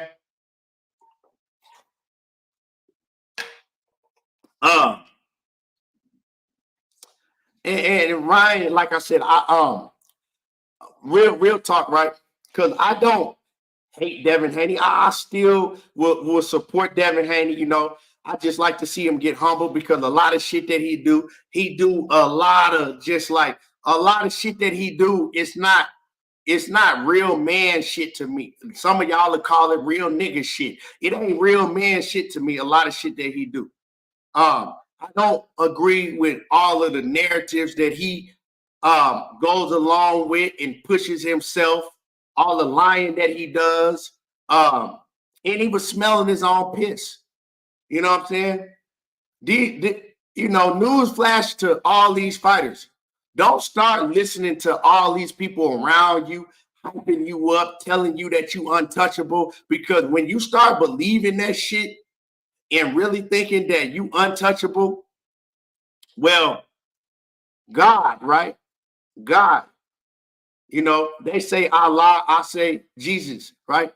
God will always bring you back down to earth and let you know. So, you know, hopefully Devin can use this as a learning experience. You know, a lot of what happened to Devin was karma, right? But Ryan Garcia was just too much for him. You know what I'm saying? He was just too much for him. Styles make fights, and he's going to have to get better defensively, right? Because if Devin, right, if Devin had Shakur Stevenson's defense, he still could have beat Ryan. But he don't. All he needs to do is be better defensively. He didn't have to be able to crack hard. All he needs to do is be better defensively, and he don't have it. So y'all talking about, oh man, he just fought the wrong fight. It ain't that he fought the wrong fight. It's that he don't have the defense that he needs to be a fighter that's got fast hands like Ryan Garcia, that's athletic like Ryan, and that have fast twitch muscles like Ryan Garcia. He don't have the defense that he needs to deal with that, right? And also, that right side on Devin is always open. Yeah, in my opinion, Ryan set the tone 20 minutes in for sure. For sure, he set the tone 20 minutes in. A1, salute to A1, who's on once again. He says, what made Floyd special is he believed in himself, not what others thought, and dedicated himself to never leave the ring feeling like he could have did better. Right. But see, when I say that Devin got the smell of his own piss and believing everything that everybody was saying, he started believing that he had knockout power. He started believing that he was a knockout artist because his daddy, his camp, these boxing channels, you know what I'm saying? Everybody was making him believe that. Everybody was telling him these things, and he got to smelling his own piss. He got to believe in that shit. And you know, and a lot of times, right? A lot of people getting on Bill Haney, right? I think that Bill should have stopped the fight. Ryan Garcia was telling Bill, stop the fight, Bill. That's the only real problem that I have with Bill, because Bill got to do what he got to do to build up the fight, to sell his son. I don't have a problem with that, but the problem I had is that you let your son go out there and take more punishment than he should have took because the pride, because you stand, you on every channel, hyping up your son. I don't have a problem with that. But the pride came into play when you should have threw in that towel and said, you know what, son, you didn't have enough. Because now, right, you could have saved him from taking not only the physical damage, the mental damage. Y'all don't think, I don't give a fuck if you in the street fight. If you take a beating like that, That shit does something to your mental. It does something to your mental. You know what I'm saying? It really does. And like I said, mentally, it's gonna take, if he is ever the same fighter again, if he ever the same fighter again, mentally, he is gonna it's gonna take him a long time to get back to that space mentally, right? But he's a champion. You've hyped him up, and now these channels and the people around you, they're already making excuses, saying that, you know, it was because of the weight, and it's because that, you know, Ryan Garcia didn't have to cut all of the last 3 pounds, and it's because, you know, Devin fought the wrong fight and not keeping it real. So they're making an excuse. Devin Haney might get, you know, a Sandor Martin. He gonna have to jump right back into the fire. He gonna have to jump right back into the fire. So he don't have the time to get built back up, to take, you know, some touch-up fights that make him look good, to build his confidence back up. He don't have the time, nor does he have the following to be able to do that. He can't really take no steps back. So he's in a hard space. He's in a very difficult place right now. Because say if you're a fighter like when Regis Prograis lost to Josh Taylor, right? No, I'm not even going to use that, right? I'm not even going to use that. I'm going to use Anthony Joshua. Anthony Joshua is just now getting his confidence back, right? But Anthony Joshua was so big and was getting so much money, and he was the A side already to everybody. Anthony Joshua was able to afford for them to say, you know what, we're going to step back from Deontay Wilder. We're going to step back from these guys that's really dangerous, and we're going to place Anthony Joshua in the ring with fighters that we know he can beat. Fighters that really ain't cracking like that. And they did that for a long time. For a while, they did that, right? But they can afford to do that with Anthony Joshua because he was the A side. Didn't matter that he lost. He came back, you know, he got a win against Andrew Ruiz, and then they still looking and they still seeing like his confidence still is not back. He still don't have that confidence that he did when he was just coming in here running through niggas. So we gotta, you know, match make him correctly. We got to do the right things for him until he start getting his confidence back. But see, Devin, he don't have that. He don't have that time. He don't have that time. And unfortunately, they can't do that with him. You know what I'm saying? Unfortunately, they can't do that with Ryan. I mean, with Devin. Devin has one fight. Like I said, it's probably a Sandor Martin fight. It's mandatory for that WBC strap. I see Devin winning that, right? And then after that, it's like, you got to go straight back into the smoke. Because now, if Devin, and this is the reason why, right? Devin is not a big enough draw.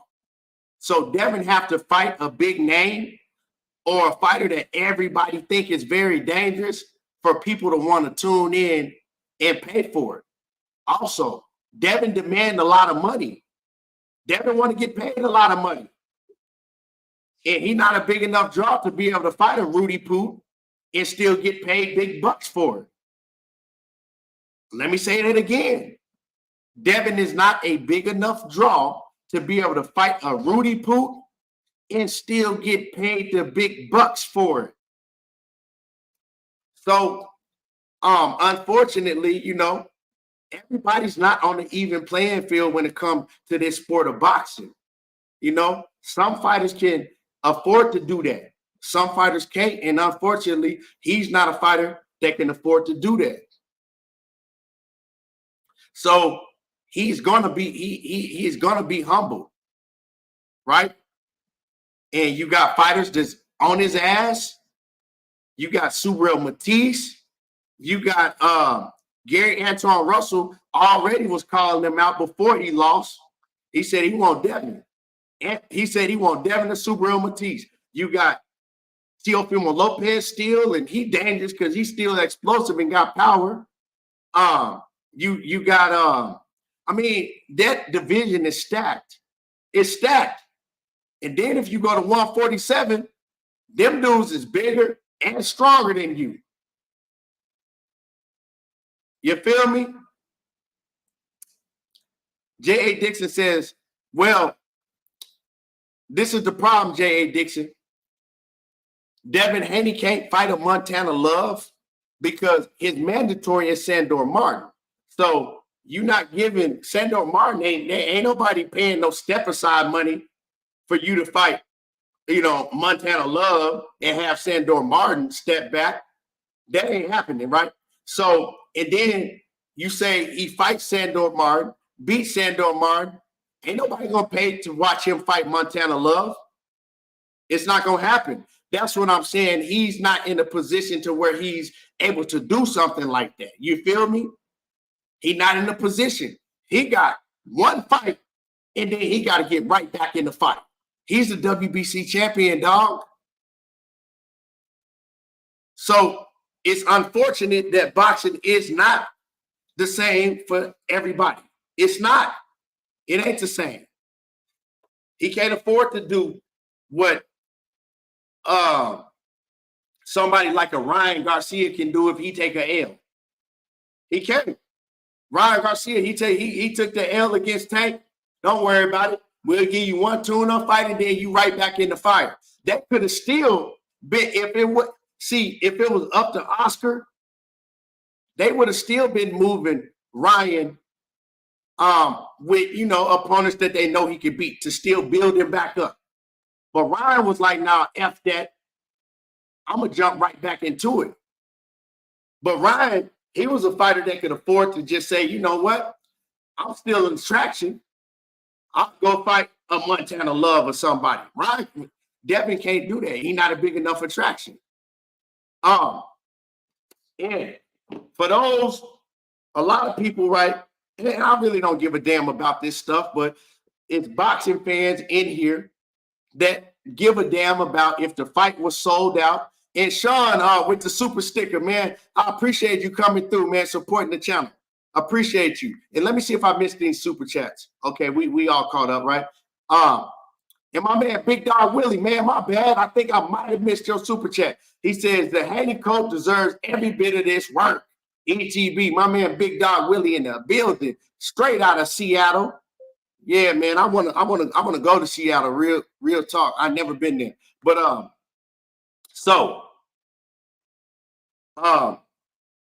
where was I at, man? I forgot what I was gonna say. I forgot what the hell I was saying. I lost all train of thought.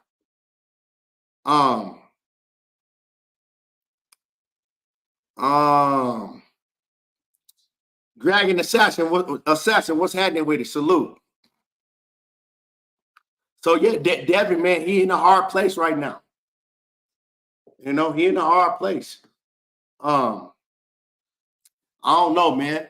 Like I said, but it's crazy because he's getting what he deserves. Real talk. If you see how Devin acts on social media, right? And I'm talking about how he acts to his peers, right? If you see how Devin acted when Ryan Garcia lost the Tank, you know what I'm saying? How he shitted on him. How Devin acted when Teofimo Lopez lost. How he shitted on him and act like he was just above him and wasn't shit. How he acted when Shakur Stevenson went and won against De Los Santos, but put on a bad performance. Devin took that type of shit and ran with it. Trolled him, called him a shit fighter. He ain't on my level. He ain't never been shit. Like, so everything that Devin is going to have to go through, he deserved that shit. He deserved it. I'm not going, but like I said, I'm not going to press him and do all that shit.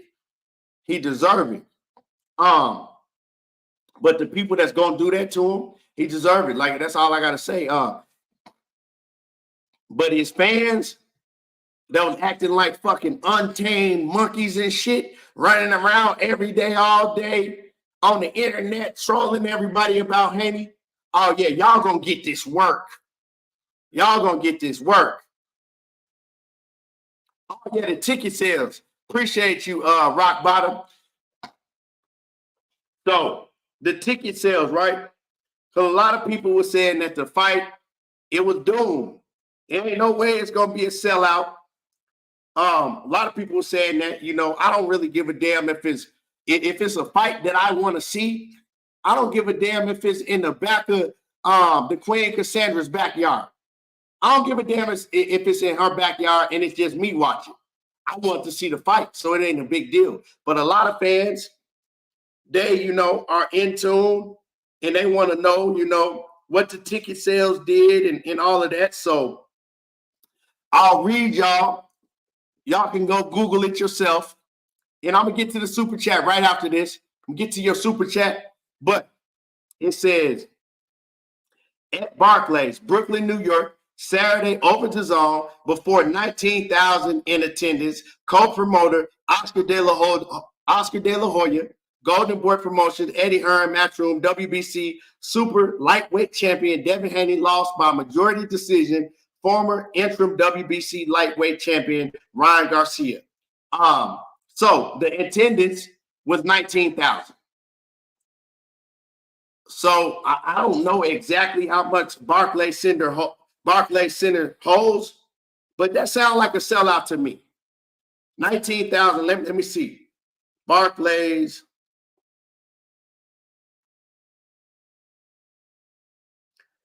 Limit. Barclays.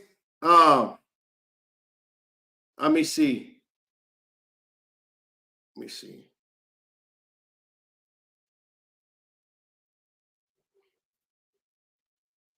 Hold on.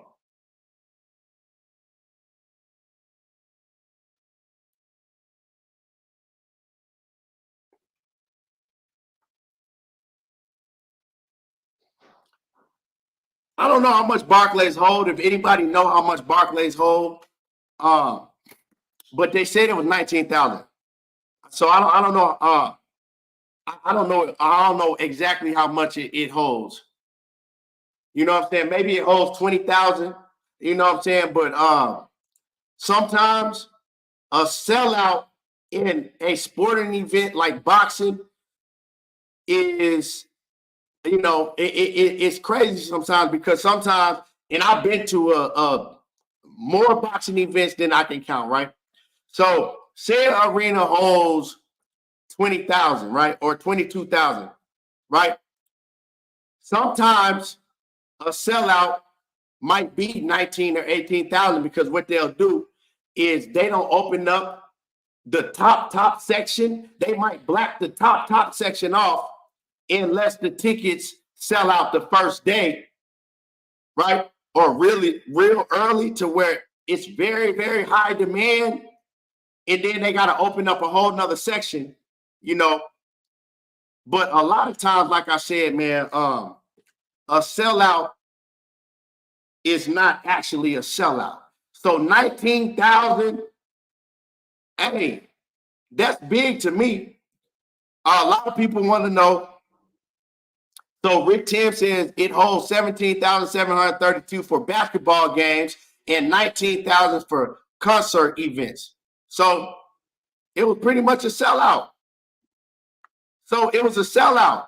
And that's why I told people that was arguing me down, was shitting on the event, like, oh no, it ain't gonna sell out. It ain't no way it's done. It's done. I did a live stream. Now, my man, he know who he is. He came up and he argued me down, and me and him went back and forth because I said that you were shitting on the event because you so focused on saying it ain't possible to sell out. He said it was not possible and I said, bro, you can't, we a month out from the fight. You can't stop focusing on that shit. Stop calling fight a failure until we get to the last leg. So whatever they had to do to sell it out, they sold it out. I don't know what the live gate was. We'll find that out. I think the pay-per-view did well. Because everybody that I know, I don't know if they paid for it, but everybody that I know was talking about this fight all over social media. Everybody that I know was talking about the fight. Now, I did notice that maybe the gate ain't gonna be like the gate is not gonna be like a Tank and Ryan Garcia because it wasn't as many stars there. You know, they gonna show you who in the building. It wasn't as many stars there. And my man Hollywood said he was in the building. Hollywood, was it star-studded? I didn't really see a lot of stars like that. I didn't see a lot of A-level celebrities, but I don't really give a damn about none of that. I'm just talking about that because that's a topic that a lot of people want to talk about. My man Derek Troy says, what if Ryan uses his power of not having to follow the weight rules and beats the hell out of all of your favorite black fighters since he don't have to drain himself? Thank you for coming up here and paying me $10 if you want to ask me if he beat the hell out of my favorite black fighters. I appreciate you, dog. Yeah, but anyway, I mean, if that's what you spent $10 to try to make it, you know, a race thing, appreciate you. But my man Toon, he says, I'm confused how Devin lost to a C-level fighter by his own admission, but these channels bringing up Tank did admit, but these channels bringing up Tank did miss something. Tank beat Haney or Ryan. I kind of lost me, but salute to Toon. Let me read that again because you lost me on the last one. You said, I'm confused how Devin, I understand that part, right? Like, Devin, he said, we got to get it right, Toon. He said a C-level mediocre fighter at best. Ryan was a C-level mediocre fighter. But he said, but these channels bringing up Tank did miss something. He said, I think you meant, did I miss something? Bruh, Devin better be glad he didn't get in there with Tank. Devin better be glad he didn't get in there with Tank. That's all I got to say. You know what I'm saying?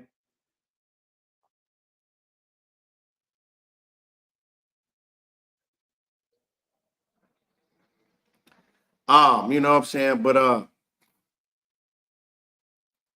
Hollywood said there was a lot of athletes there. Okay. And, you know, they probably gave away some tickets or dropped some ticket prices down real low. But at the end of the day, as fans, I always say this shit, right? We need to stop focusing on what the tickets did and what the pay-per-view did.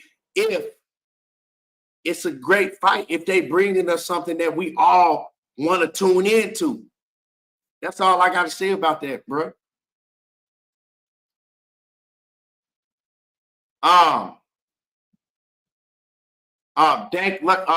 Dank says ETB, the fight did so bad they gave away 20 to 25% off the tickets. Like I said, bro, I ain't like, I'm not even tripping on that, bro. It is what it is, because at the end of the day, I'm gonna continue to say this, bro. For people that's bragging about that shit, it doing bad does nothing good for boxing. If the fight does bad, it doesn't do good for boxing or boxing fans. So let's stop. Let's support. If you're a real boxing fan, let's support boxing and stop bragging about, oh, I streamed it. Ha, ha, ha, I streamed it. Or, like, let's stop that shit, man.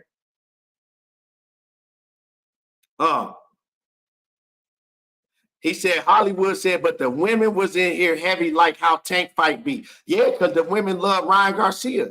I bet you they was in there for Ryan.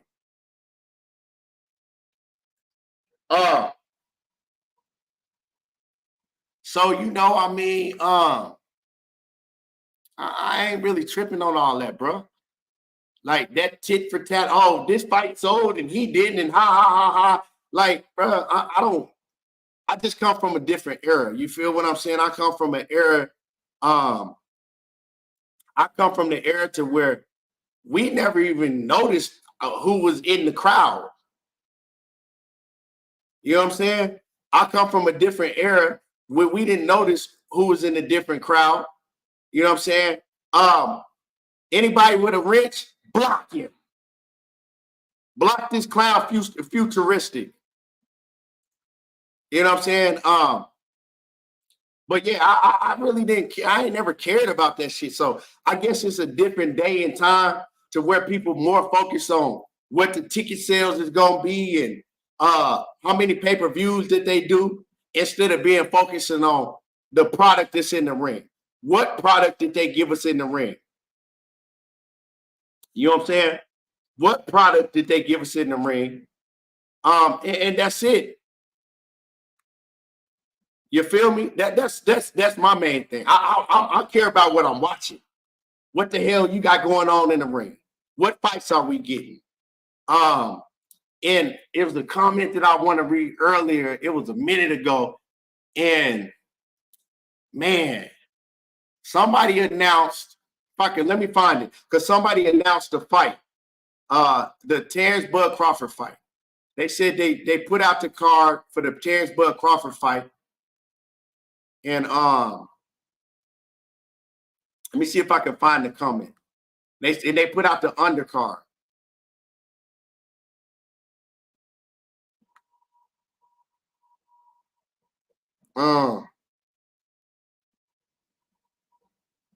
I can't find it. Whoever put in the comment and announced that the Terrence Crawford undercard, put it back in the comments. I can't find the comment. Put it back in the comment for me. I can't find it.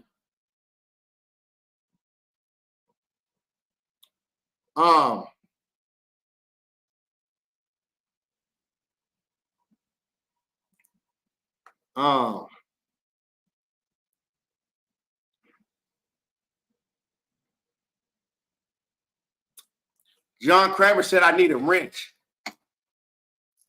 I mean, I got to go and see if this is the real John Kramer first. Some of y'all, man, some of y'all trolls be just going overboard. Just let me see if this.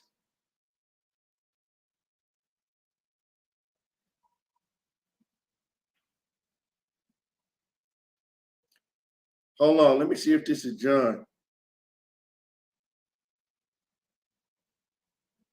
I don't know, bro. I can't give you no risk because I don't know if this is the real John Kramer. I don't want it, but John, if that's you, just hit me in the DMs, bro, and I got you.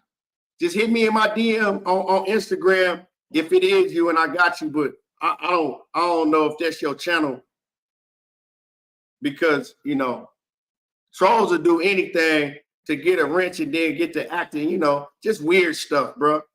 You know what I'm talking about. If it is you, Big Omega Red in the building. What it do? What it do?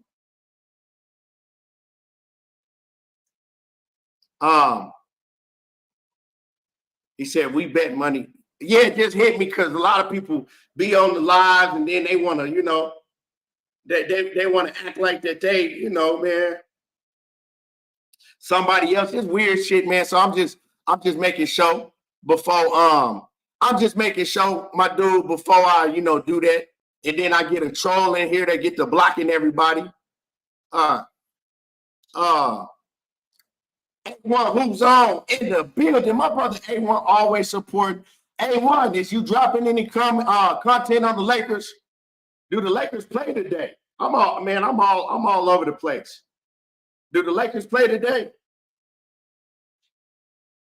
Let me see. Oh shit, they play tonight at 7 my time. It's on and popping. Game 2. Let's see what we can do. Game 2. KC. KQ was in there cooking. KQ was like, man, I'm sick of this shit. He went off. KQ went in there and went off today. Cassandra Mason. Don't ever come in here and say that. Because Cassandra, you get to talking about my Lakers again, I'm gonna get to talk about good night, the little Triple G and motherfucking Keith Thurman long hair at Keith Thurman receding hairline ass. I'm gonna get on your boy Keith Thurman. Don't make me do it, Cassandra.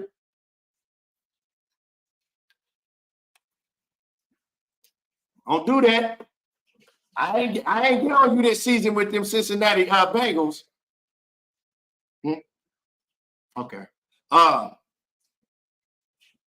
But man, before I get up out of here real quick, man, and I'm sorry for those that I didn't touch on it, because I wanted to touch on it, but them fights over in Saudi, Turkey Al-Sheikh, man, he really putting on. Deontay Wilder, man, I want to do a whole show and touch on him fighting Big Bang Zane. I ain't gonna lie, I'm a huge Wilder fan, and I'm scared for Wilder. I ain't gonna lie to y'all, man. I ain't gonna lie to y'all. I'm scared for Wilder. Then we got Bitter Beef and Bivol, man. Man, we got so many big fights in boxing. That Gervonta Davis card is stacked. I'm kind of hot about that shit, though, man. I don't like that shit that Tank did, man, because the whole time Tank was trying to make people believe that he was fighting on June the 22nd in Houston. He was posting about the shit, even said that Canelo needs to fight David Benavidez in Houston on his card, and did all that. Like to me, like I'm gonna keep it a buck, man. That was some fuck shit that he did, because doing that, I went in. We done booked our room in Houston.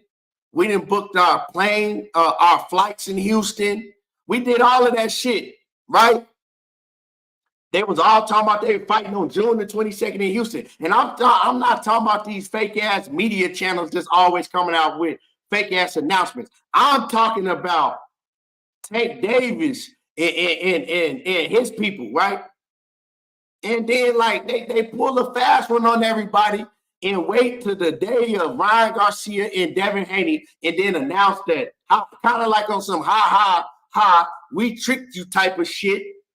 And now we ain't even fighting in Houston. We fighting in Vegas. It ain't even on the 22nd. It's on the 15th. Like, I wasn't feeling that shit because that shit made me mad, man. That I ain't gonna lie, I was mad about that shit. Cause I'm like, man, why would y'all do that?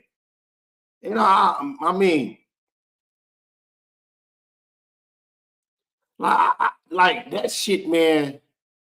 Hollywood says, me and all my niggas grab rooms and flights. Yeah, bro. Hollywood said, he said, hope Jay Prince ain't scare him. He was dissing Shakur. Maybe that's what it was. But why would you do some shit like that? I don't understand. Like, I didn't even think about that shit, right? I didn't think about that shit because he was locked in, told everybody it was the 22nd of June in Houston. So maybe that's what it was. Maybe that's what it was. Maybe all that shit, you know, maybe I don't know. I'm not saying that's what it was, but hey, I never thought about that, right?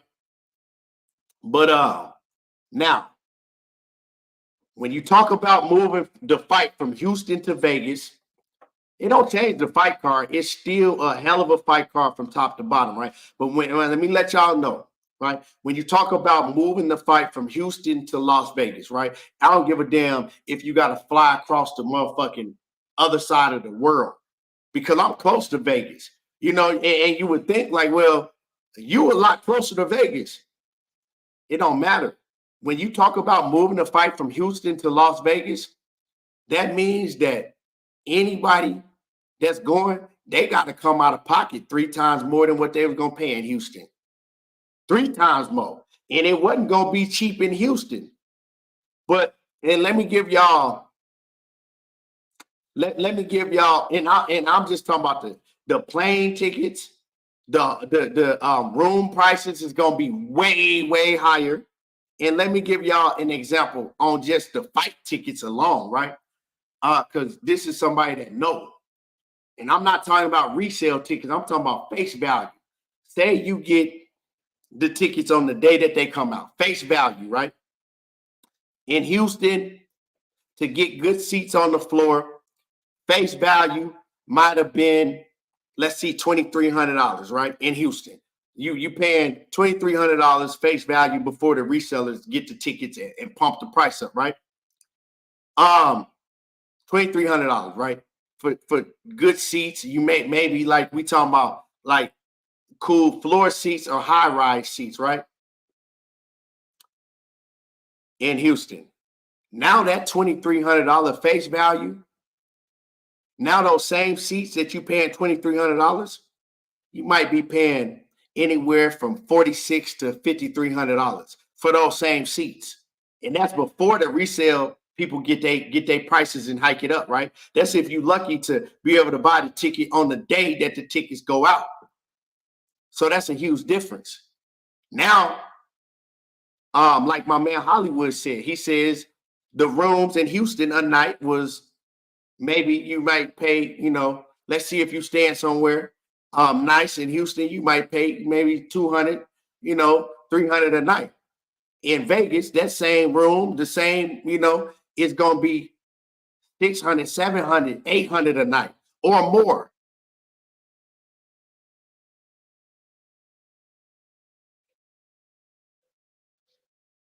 So, that's a big difference, you know what I'm saying? And that's a big difference. And for somebody like me, that I'm not going to like, this is just me. This is not for everybody. And I don't have, like, some people, they don't really care. They'll go to a fight, and just as long as they in the building, they like, okay, well, we'll just buy a $300 ticket, a $500 ticket, just as long as I'm in the building.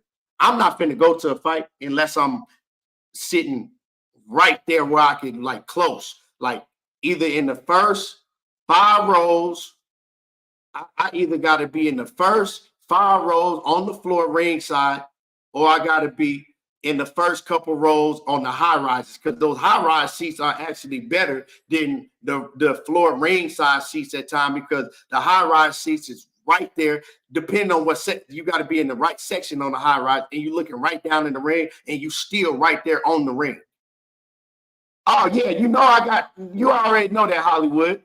If I can't go, I ain't going by myself. You already know what it is, dog. Yeah, definitely that. My lady, my lady was the one. She was like, no, we going to this motherfucking this fight. We going to Houston. She was the one pressing the issue. I'm like, man, Tank, the fight. She like, oh yeah, we going. She like, nah, we have to go. And I'm like, so she already put that pressure on. She already put that pressure on. Yep, J.A., you see it right over the ropes. You're right there. So, yeah, so it ain't, you know what I'm saying? So, when now we talking about a motherfucking a down payment on a crib. So that's a big difference.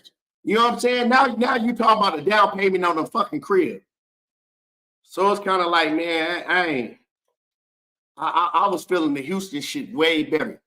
Even though, I like Vegas, if you gamble, Vegas be lit.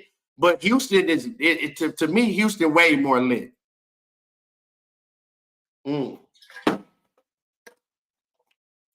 So I wouldn't really, I don't know. I ain't feeling that shit, man.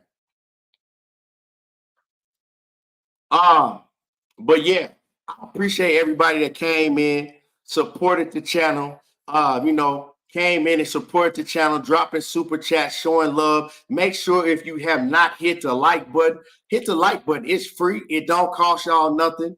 And we will be back cooking. I'll be back on here tomorrow because there's other things I do want to cover and talk about.